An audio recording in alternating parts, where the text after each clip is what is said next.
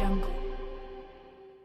कांग्रेस ने ईवीएम पर फोड़ा हार का ठीकरा बारिया। छतरपुर टीकमगढ़ लोकसभा क्षेत्र की छतरपुर में बैठक लेने आए लोकसभा प्रभारी टीकमगढ़ विधायक फूल सिंह बरैया ने विधानसभा चुनाव में कांग्रेस की हार का ठीकरा ईवीएम पर फोड़ते हुए कहा कि चुनाव से पहले कोई नहीं कहता था कि प्रदेश में भाजपा की सरकार बनेगी, बल्कि सभी यह कहते थे कि प्रदेश में कांग्रेस की सरकार बनेगी, लेकिन कांग्रेस हार गई। उन्होंने कहा कि देश में 22 राजनीतिक दलों द्वारा निर्वाचन आयोग से इस मामले को लेकर मिलना चाहते हैं। वह चाहते हैं कि ईवीएम से निकला चिन्ह वीवीपैट की पर्ची से निकलना चाहिए। हमारे इस शंका का समाधान किया जाना चाहिए, लेकिन आयोग इन दलों की सुन ही नहीं रहा। हम चाहते हैं कि चुनाव में पारदर्शिता होनी चाहिए। लोकसभा चुनाव में INDIA की सरकार बनने का दावा करते हुए श्री बरैया ने कहा कि केंद्र में INDIA है की सरकार बनना तय है। अयोध्या में आयोजित भगवान श्री राम के प्राण प्रतिष्ठा समारोह में कांग्रेस के शामिल न होने संबंधी सवाल के जवाब में श्री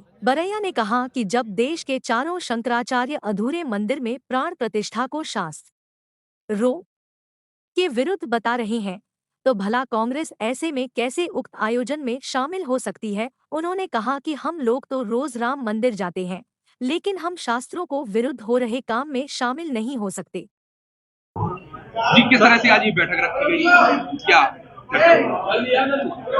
पार्टी के नेता पदाधिकारी कार्यकर्ताओं की जो मीटिंग है वो पार्लियामेंट को ध्यान में रख कर के ही ये मीटिंग हुई है, और इसमें हम सब लोग लोकसभा चुनाव की तैयारी के लिए पूरी ताकत से क्षेत्र में जा रहे हैं और वही बात को लेकर के यहाँ मीटिंग की गई। सर, पिछले लोकसभा चुनाव में आपको सिर्फ एक सीट मिली थी, इस बार कितनी उम्मीदें हैं? ये देखिए, ये वोट ये तो नहीं कहा जा सकता कितनी मिलेंगी, ये तो बीजेपी वाले ज़्यादा अच्छे बता सकते हैं। ईवीएम के द्वारा वो अब की बार कह तो रहे 400 पार। तो ये इलेक्शन है, अब इलेक्शन में अब रिजल्ट आएगा। जैसे कि आप ईवीएम मशीन पर बार बार विलन कर रहे हैं, तो क्या आप लोग ने ईवीएम को लेकर कुछ कार्रवाई की है क्या? ईवीएम से चुनाव ना हो।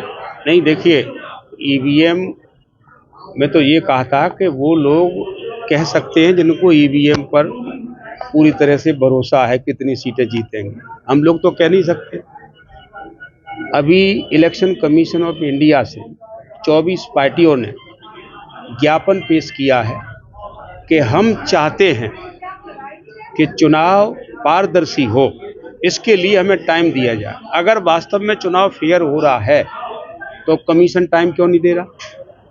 उसे टाइम देने में 24 पार्टियों को क्या टाइम नहीं देगा?